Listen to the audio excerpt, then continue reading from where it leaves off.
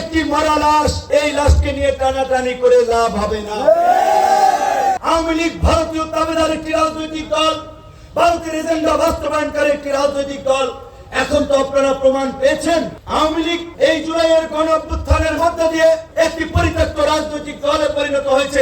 যেখানেই থাকি না কেন, শুধুমাত্র শরীয়তপুর নড়িয়া নয়, সারা বাংলাদেশের মানুষের জন্য যে পরিবর্তনের স্বপ্ন নিয়ে ছুটে বেড়াচ্ছি, সেটার বাস্তবায়নের জন্য আমাদের নিরন্তর পথ চলা চলবে। আজকে আওয়ামী লীগের প্রতি যে কর্মকাণ্ডের কারণে যে চাঁদাবাজি, রাহাজানি, মানুষের উপরে নির্যাতন, নিপীড়ন, দখল, হাট বাজার ইজারা নিয়ে চাঁদাবাজি, মানুষকে জিম্মি করা, এই সমস্ত দুর্বৃত্তায়নের কারণে আওয়ামী লীগের যে নির্মম নিষ্ঠুর পতন হয়েছে, সেই একই কাজ যেন মানুষ আমাদের মধ্যে খুঁজে না পায়। আজকে আওয়ামী লীগের পতন হয়েছে। আওয়ামী লীগের এই এলাকার যে একজন বড় বড় নেতা ছিল, আপনারা দেখেছেন, তারা দেশ ছেড়ে লন্ডনে পালিয়ে গেছে, দিল্লি পালিয়ে গেছে, তাদের ছেলে মেয়ে সেখানে আছে, তাদের ব্যাংক ব্যালেন্স আছে, তারা সেখানে সুখে আনন্দে মৌজ মাস্তি করতেছে। আর যারা কর্মী ছিল, তারা এখন স্তরে তরে পাড়ায় পাড়ায় বেড়ায়। আওয়ামী লীগ এই জুলাইয়ের গণ অভ্যুত্থানের মধ্য দিয়ে একটি পরিত্যক্ত রাজনৈতিক দলে পরিণত হয়েছে। আওয়ামী লীগ একটি মরা লাশ, এই লাশকে নিয়ে টানাটানি করে লাভ হবে না। এখন আমাদের দায়িত্ব হচ্ছে এই লাশকে কবর দেওয়া, যাতে এই মরা লাশ দুর্গন্ধ না ছড়ায়। কালার এক্সপার্ট, জর্জ স্যাপ এবং মাইল্ড অন হ্যান্ডস টেকনোলজি সমৃদ্ধ অরিক্স ক্রিস্টাল ওয়াশ আপনার লন্ড্রি এক্সপার্ট। আওয়ামী লীগের নেতারা পালিয়ে গেছে ভারতে।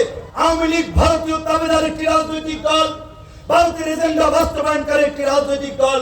এখন তো আপনারা প্রমাণ পেয়েছেন।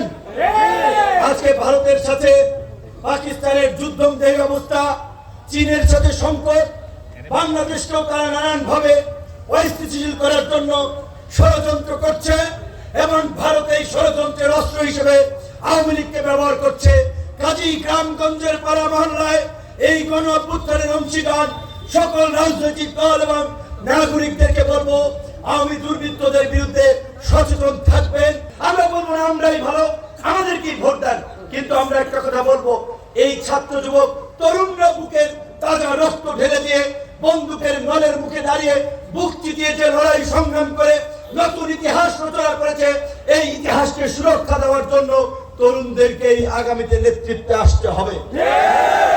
গণ অধিকার পরিষদ সহ অপরাপর রাজনৈতিক দল যারা এই ছাত্র জনতার গণ আন্দোলনে রাজপথে লড়াকু ভূমিকা রেখেছেন, বিশেষ করে আপনারা দেখেছেন বিএনপি এবং জামাতের ভাইয়েরা নির্যাতিত, নিষ্পেষিত, মজলুম ছিল।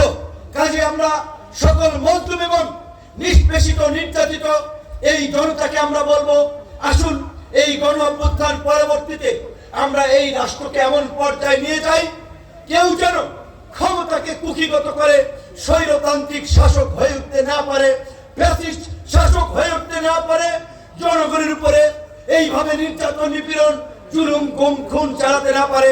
আগামীর বাংলাদেশ বিনির্মাণ করার জন্য আমরা এই রকমের লড়াকু, উদ্যোগী, সাহসী ছাত্র যুবকদেরকে নিয়ে আগামী নির্বাচনে 300 আসনের সংসদ সদস্য পদে প্রার্থী দিয়ে আমরা নতুন রাজনীতি এবং নতুন বন্দোবস্ত এই দেশে প্রতিষ্ঠিত করতে চাই।